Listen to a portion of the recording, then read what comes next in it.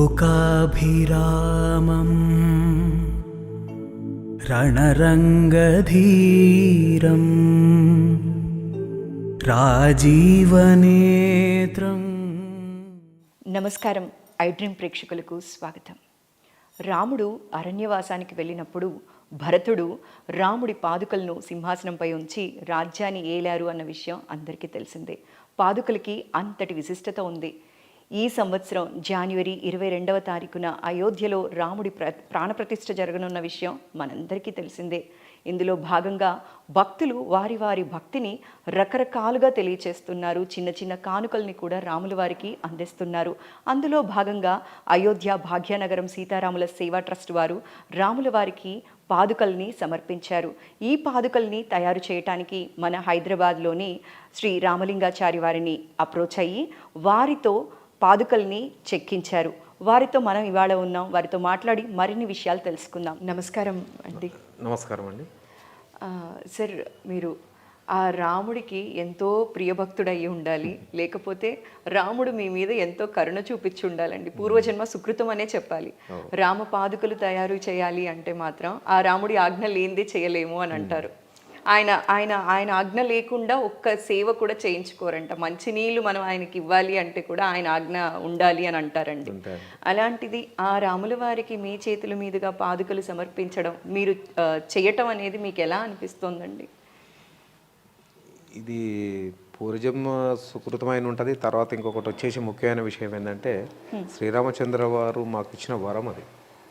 మాతో వాళ్ళు ఆయన పాదాలకు పాదుకలు చేయించుకోవడం మాకు ఒక వరం అనమాట. అది స్వామివారు ఇచ్చిన వరమే ఉంది కనుకనే మేము ఇది చేయగలిగినాం.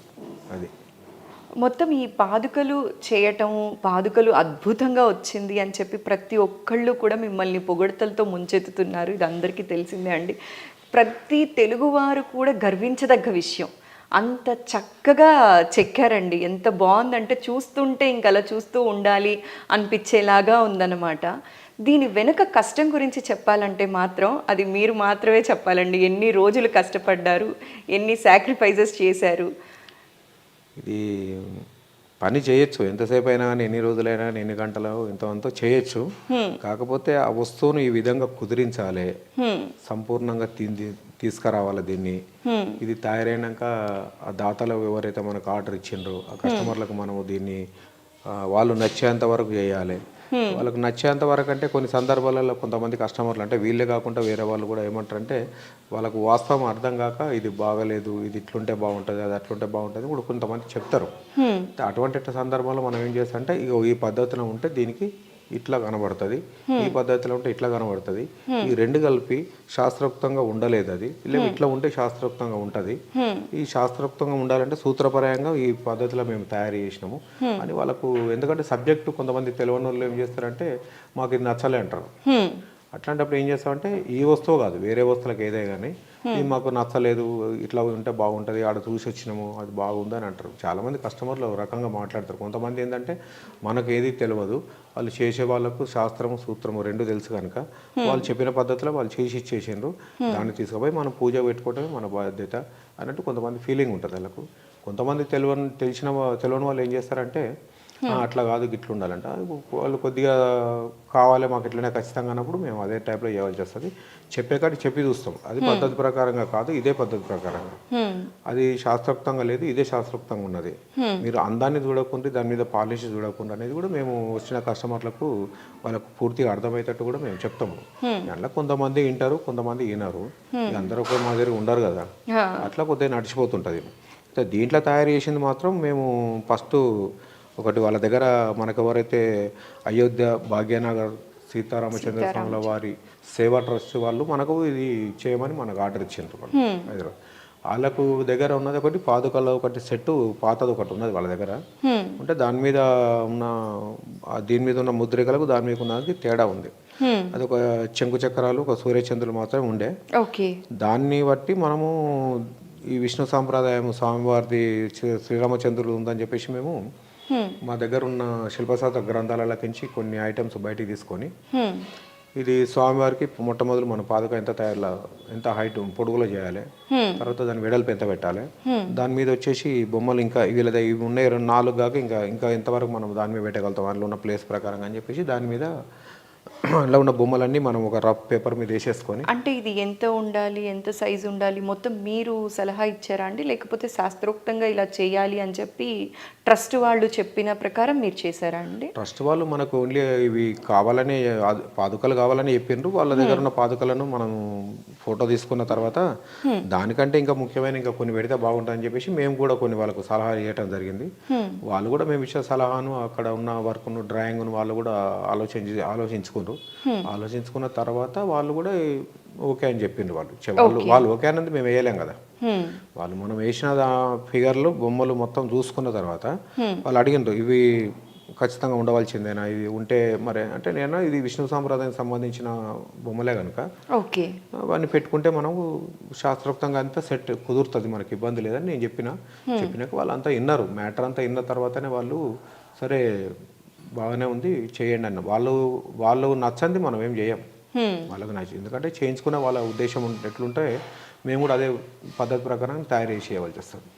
కానీ వాళ్ళు ఏదో చెప్తే మనం ఇంకోటి ఏదో చేస్తే వాళ్ళ మనసును నొక్కించడం, ఇటు శాస్త్రాన్ని పాటిస్తూ అటు వాళ్ళని నొప్పించకుండా ఇటు చూడటానికి బాగుండేలాగా అవుట్పుట్ ఇవ్వడం అనేది మాత్రం కత్తి మీద సామనే చెప్పాలండి. ఏం లేదు అందులో విషయం ఏముంటుంది, మనము ఒక పద్ధతి ప్రకారం మనం ఈ సబ్జెక్టు ప్రకారం మనం దాన్ని తీసుకొచ్చి ఆ సబ్జెక్టు సంబంధించిన స్టోరీకి ఇట్లా ఉంటుంది ఇది సంగతి అని వాళ్ళకి మనం చెప్పిన తర్వాత వాళ్ళు అర్థం చేసుకున్నారు. సరే అంటేనే ఇక దాన్ని పూర్తి కార్యక్రమం ఇది మాస్టర్ పీస్. ఇది ఇప్పుడు మీరు చూసేది మాస్టర్ పీస్.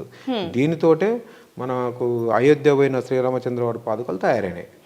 ఈ మొదలు తయారవుతుంది. ఫస్ట్ పేపర్ మీద డ్రాయింగ్ అయిన తర్వాత ఆ పేపర్ను ఈ రేకు మీద అంటించినాక ఈ ఉబ్బెత్తులు మొత్తం నగాషి పని డెప్త్ వర్క్ అంతా తీసుకున్న తర్వాత దీన్ని బట్టి మనం పంచలోహం క్యాస్టింగ్ చేసినాం. ఈ పీస్ మాస్టర్ పీస్. ఈ మాస్టర్ పీస్ చేయడానికి ఎన్ని రోజులు పట్టిందండి? ఇది డ్రాయింగ్ పూర్తి చేసుకున్న తర్వాత ఈ డ్రాయింగ్ను అందులో సెట్ చేయడానికనే 2 రోజులు పైనే పట్టింది మాకు. ఎందుకంటే ఒక దగ్గర ప్లేస్ ఎక్కువ తక్కువ కాకుండా ఒకదానికి ఒకటి సెట్ అయ్యేటట్టు చూసుకొని వేయడము చెడపడము అంతా సెట్ అయిన తర్వాత వాళ్ళకి పంపించినాక వాళ్ళు ఓకే అన్నంత వరకు ఇప్పుడు దీనికి ఒక్కదానికి దాదాపు మనకు 20 రోజుల దాకా పట్టింది టైం. ఓకే, దీనికి ఒక్కదానికి 20 రోజులు పట్టింది. ఇంకా పాదుకలు చేయడానికి ఎన్ని రోజులు పట్టింది? దానికి ఒక 20 రోజులు దానికి పట్టింది. ఎందుకంటే దీనికి టైం బాగా తీసుకుంటుంది. ఎందుకంటే ఇది మాస్టర్ పీస్ ఒకటి తయారైన తర్వాత ఆ పీస్ మీద ఇంకా మన వేరే ఆలోచన ఏమి ఉండదు, మనకి ఫినిషింగ్ చేసే ఆలోచన ఒకటే ఉంటుంది. కానీ దీని మీద తయారు చేయడానికే దీన్ని ఎట్లా తయారు చేయాలని ఆలోచన దీని మీద ఉంటుంది. దాని మీద ఏం లేదు, దాని మీద ఒకటి ఫినిషింగ్ ఆలోచన ఒకటి బంగారం ఎక్కించుడు అదే ఉంటుంది. కానీ మొట్టమొదటి ఆలోచన అంతా దీని మీదనే ఉంటుంది. ఎందుకంటే ఇది ఎట్లా తయారైతే అది అట్లా తయారవుతుంది. ఇది పర్ఫెక్ట్ తయారు కాకపోతే అది కూడా కాదు. దీంట్లో సబ్జెక్ట్ రాంగ్ ఉందంటే అలా కూడా వచ్చేస్తుంది. ఇది ఒక మాస్టర్ పీస్. దీన్ని బట్టి అవి ఎన్నైనా తయారు చేసుకోవచ్చు. తర్వాత వచ్చేసి అది తయారు కావడానికి కారణం ముఖ్యంగా ఇది అనమాట. ఇది దీనికి టైం బాగా తీసుకుంటుంది దానికంటే. మొత్తం ఇందులో ఎన్ని లోహాలు అనేవి వాడారండి? ఇప్పుడు ఇదేమో మామూలుగా బ్రాసే. మీరు చూసిన ప్యాటర్న్ వచ్చేసి ఇది అచ్చు ఒక మన ఓన్లీ బ్రాస్ షీట్ ఇది. అయితే ఇది తయారైన తర్వాత వాళ్ళతోటి మేము డిస్కషన్ చేసింది ఏంటంటే మరి ఇప్పుడు ఏ మెటల్ మీరు క్యాస్టింగ్ చేయాలంటారు కదా, ఏ మెటల్ చేపిస్తారు? ఇత్తడి, రాగి, వెండి, బంగారము, పంచలోహము ఇవన్నిట్లతో తయారవుతుంది కదా. మరి మీరు దేనికి ప్రిఫరెన్స్ ఇస్తారు, మరి దేంతో మీరు చేపియాలనుకుంటారు అనేది మనం వాళ్ళతోని చర్చించినప్పుడు వాళ్ళు ఆలోచన చేసుకొని ఏం చేశారంటే మనము రాగిలో మొత్తం టోటల్గా మెయిన్ మెటల్ అంటే ప్రధానమైన లోహము రాగి. ఆ రాగిలో మనము పంచలోహం తయారు చేసుకుందాము. పంచలోహంతో మిక్సింగ్ చేసుకున్న తర్వాత అది పంచలోహం కిందికి వస్తుంది. అప్పుడు ఆ పంచలోహానికి మనము ఫినిషింగ్ అంతా అయిపోయిన తర్వాత బంగారం ఎక్కించుకుందాం అన్నాడు. సరే అని అదే పద్ధతిలో మేము ఆయనకు చేసి ఇచ్చినాం.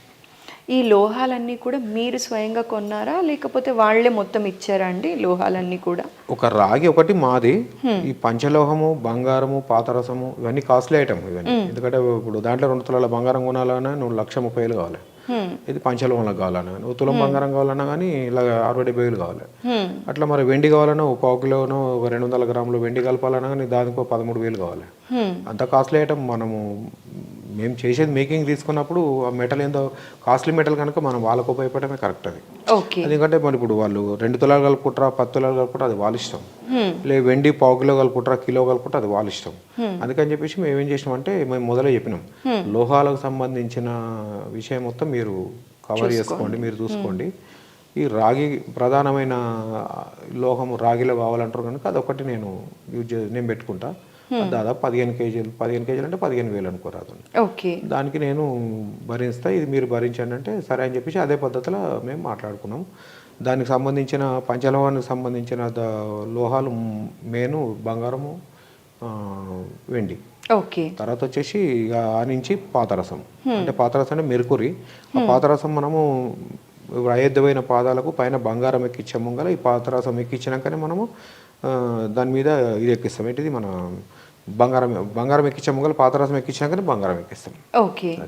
అయితే ఈ పాదుకలు తయారు చేయడానికి మీకు 50 రోజులు పట్టింది అని అన్నారు కదా? అంటే ఈ మాస్టర్ పీస్ తోటి అన్ని కలిపి 50 రోజులైతే మీరు పూర్తిగా దీని మీద కూర్చున్నారు, వర్క్ చేశారు, అన్ని చేశారు. ఎంతమంది చేశారండి మీతో పాటు? ఈ డ్రాయింగ్ కాంచి మొదలుపెట్టి ఫినిషింగ్ వర్క్ టోటల్గా అంతా మాస్టర్ వర్క్ అంతా నేనే చేసుకుంటాను. అది దానికి బఫింగ్ కానీ లేకపోతే ఏదైనా ఫైలింగ్ చేయనికే అక్కడ ఏమైనా డీప్ దింపనికి అటువంటిది మా పనులు మా వర్క్షాప్లో ఉన్న కళాకారులు ఎవరైతే ఉన్నారో వాళ్ళందరితో కలిపి ఒక 6 నెంబర్ వరకు దీంట్లో పాల్గొనడం జరిగింది. ఓకే. ఒక 6 మంది కళాకారులము ఈ టోటల్గా తయారైపోయేట వరకు 6 మంది కళాకారులు అందులో పాల్గొన్నారు. అయితే ఈ 50 రోజులు కూడా మిగతా పనులన్నీ పక్కన పెట్టి ఓన్లీ దీని మీద మాత్రమే కూర్చున్నారు, అవి కూడా బ్యాలెన్స్ చేస్తూ చేశారండి? అంటే ఇప్పుడు ఒక వర్క్ జరిగేటప్పుడు అందరూ ఉండవలసి వస్తుంది, ఒక వర్క్ జరిగేటప్పుడు ఎవరితో లేని ఒక్కనే చేయవలసి వస్తుంది, లేదా ఇంకో 2 చేతి కింద ఉండవలసి వస్తుంది. అట్లా కొన్ని పనులు వేరే పనులు చేసినాము, ఇది చేసుకుంటా కూడా వేరే పనులు చేసినాము. కాకపోతే కొన్ని సందర్భాలలో 5-6 మంది కూడా అవసరం. ఓకే. కొన్ని సందర్భాల్లో అవసరం ఉండదు. టోటల్గా ఇది అయిపోయిన రోజులు 6 మంది కలిపే అందరి చేతిలో మీరు చేసినామంటే అంటే కాదు. అది ఇప్పుడు 2 పాదుకలు కూడా ఒక సందర్భంలో ముఖ్యమైన వర్క్ అక్కడ డిజైన్ తీస్తున్నామంటే ముఖ్యమైన వర్క్ అయ్యాలంటే నేను నాకు కొంచెం చేతనే ఉంటుంది.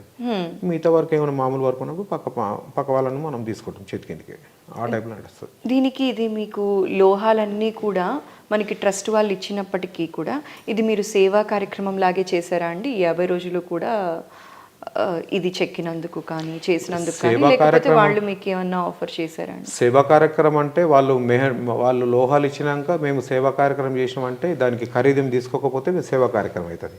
వాళ్ళ దగ్గర మేము 65,000 తీసుకున్న తర్వాత సేవా కార్యక్రమం కాదు, అది డబ్బులు తీసుకొని చేసి ఇచ్చినట్టే.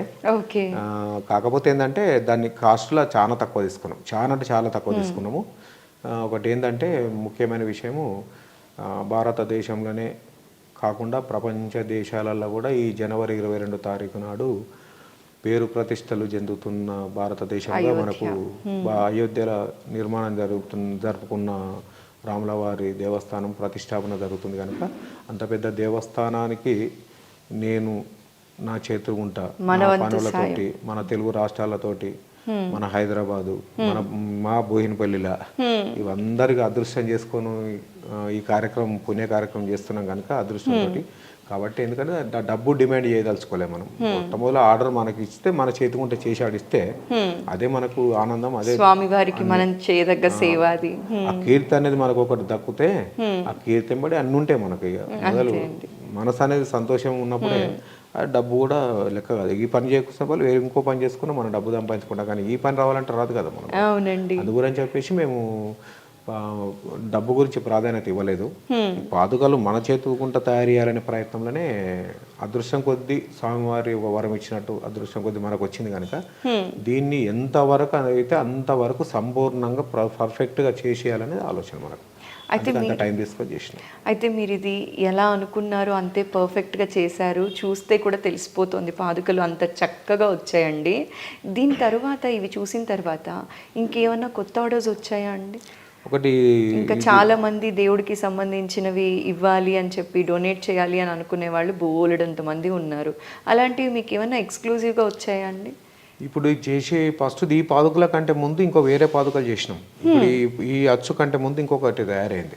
అది అక్టోబర్ 26 తారీఖు నాడు 27 తారీఖు నాడు మా దగ్గర తీసుకుపోయారు. 27 అక్టోబర్లో ఆర్డర్ ఇచ్చింది. అది ఒక 1 వీక్లో చేసినాం. అయితే అది ఇంత పెద్ద పని కాదు, ఇంత థిక్నెస్ కాదు, ఇంత వెయిట్ ఉండదు. అది ఒక 3 కేజీలు మాత్రమే ఉంటుంది. అది షీట్లో బాక్స్ టైప్ తయారు చేసినాం, చేసి దానికి బంగారం నీరెక్కిచ్చినాం. దీనికేం బంగారం పన్ని, అంటే దీనికి డైరెక్ట్ బంగారమే పేపర్లు ఎక్కిచ్చినాం. దానికేమో ఓన్లీ వాటర్లో ముంచి తీసింది. అది అయితే అది అక్టోబర్ 28 తారీఖు నాడు మనకు శ్రీకాకుళం నుంచి పాదయాత్ర బయలుదేరింది. అది అది ఇప్పుడు ఈ 14 తారీఖు నాడే ఏమో 5 ముడతాయి. అవి పాదయాత్రలు ఉన్నాయి, 5 ముడతాయి అనమాట. అది 2 నెలల 15 రోజులు ఏమో టైం వాళ్ళది అక్కడ పోవటానికి ప్లాన్ వేసుకుని మొత్తం వాళ్ళు. ఓకే. అది వెళ్ళిపోయిన తర్వాత వీళ్ళు నెక్స్ట్ మళ్ళీ ఈపీఎస్ ఇచ్చారు. అది చూసిన తర్వాత ఈ ఆర్డర్ మాకు ఇచ్చిండ్రు. ఈ ఆర్డర్ ఏమో డైరెక్ట్ మన స్వామివారి దగ్గర, శ్రీరామచంద్ర స్వామి వారి దగ్గర ఉండే పాదుకలు కనుక దీనికి మనము అంటే దీనంత పంతానం అది లేదు, దీనికి ప్రాధాన్యత ఇచ్చి మనం దీన్ని హైలైట్గా వర్క్ అంతా చేసుకుంటూ వచ్చాం. ఎందుకంటే అంత దూరం పోయినది, ఒకటి నేషనల్ లెవెల్ ఒకటే టెంపుల్ అది. దాన్ని అన్ని మనం ఆలోచనలో పెట్టుకొని దీన్ని తీర్చిదిద్దడం అయింది. ఇది చేసినప్పుడు కూడా మనకు మొత్తం అయిపోయాక కూడా వాళ్ళు చూసినా కూడా వాళ్ళకు ఏ విధంగా ఇంకా ఏ టైప్లో కావాలంటే ఆ టైప్లో మేము మొత్తం పూర్తిగా చేసి ఇచ్చినాము. మేము కూడా అట్లా కాకుండా ఇట్లా కాకుండా అట్లా అని చెప్పేసి డిస్కషన్ చేసుకొని చేసినాం దాన్ని. కాకపోతే ఏంటంటే వాళ్ళు ఇది తయారు చేసేటప్పుడు ఎక్కువ శాతం వాళ్ళు అక్కడ బిజీ ఉన్నారు కనుక మాతో ఎక్కువ ఇక్కడికి వచ్చి చూసి మా దగ్గర కూర్చొని ఇవన్నీ ఆలోచించడానికి వాళ్ళకి టైం లేకుండా, ఓకే, ఇలా టైం లేదు. అందుకే వాళ్ళు మనం వీడియో తీసి లేకుంటే వాట్సాప్లలో పంపించడం, ఫోటో పంపించడం చూసి వాళ్ళు మేము మాట్లాడుకొని చేసినాం. అది విషయం. అలా చేయాలంటే కూడా ఎంతో నమ్మకం ఉండాలంటే అంటే కొద్దిగా ఓపికతోటి చేయాల్సి వస్తుంది. ఎందుకంటే తొందర చేసి పక్క పట్టేసి మళ్ళీ వేరే పని చేసుకుందాం అన్నటానికి ఆడ అంత తొందరపడి చేయడానికి ఇది అవకాశం లేదు.